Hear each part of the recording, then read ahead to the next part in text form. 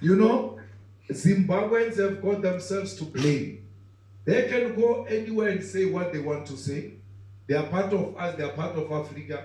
But the problem of Zimbabwe can only be solved by the people of Zimbabwe. We can only give them support and solidarity support.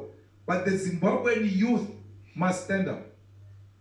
This thing of just being scared of old men who can't even walk, and you are scared of them instead of engaging in a rebellion against those people.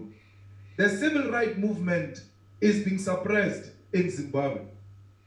But equally, the votes are being stolen daylight. Chamisa has won elections there many times. Anyone you can go to them there, they tell you, this guy has won. But who runs the elections? The army. They go into the villages, in the voting stations in the villages, they do as they wish, and no one is being held accountable.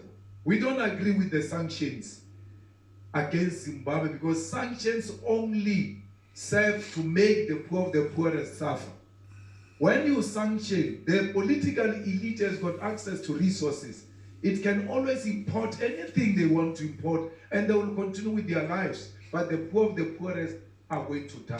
That's why we call for the lifting of sanctions in Zimbabwe. But the youth of Zimbabwe must stand up. There is no Malema who's going to come from here and go and liberate Harare. Harare has to stand up for Malema to go there and say, I'm now putting my body on the picket lines in support of the people of Zimbabwe. The Zimbabwean youth must rise, because that nonsense will never come to an end as long as there is no unity of purpose against the tyranny, against the suppression of political wishes of Zimbabweans. So, ourselves at Pan-African Parliament, at the AU, at SADC, we have to have a political will to speak for the people of Zimbabwe.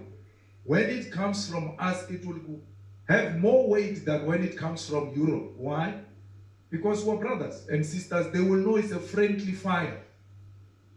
But SADC, AU, South Africa, they are failing Zimbabweans because it's a bruska, it's friendship, it's brother, leader, brother, when they meet, brother. And then when you ask what is the resolution, no one has taken any resolution. So you need a clear position from SADC which gives the timelines that by this time this should have happened. But otherwise, Mnangagwa is going to come back and he's got nothing to offer at all. So Chiwenga is done. He will not be anything. They used him. Chiwenga is no longer the most powerful military man in Zimbabwe now. They've weakened him.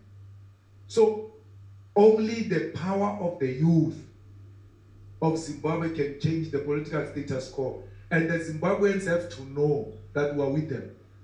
Including Zimbabweans who are here in South Africa. When the elections, get into buses and go home. Go and fight from there. Because the humiliation that you are being subjected to here in South Africa is if you don't have your own homes.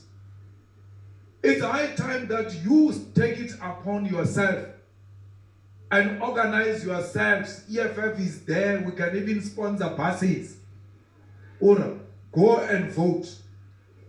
If you are here to study, you can come back, study, no problem, but go and vote. So that we know that at least you are also doing something. The humiliation and the violation that Zimbabweans are being subjected to, highly educated individuals and human beings, is not what a human being must be subjected to.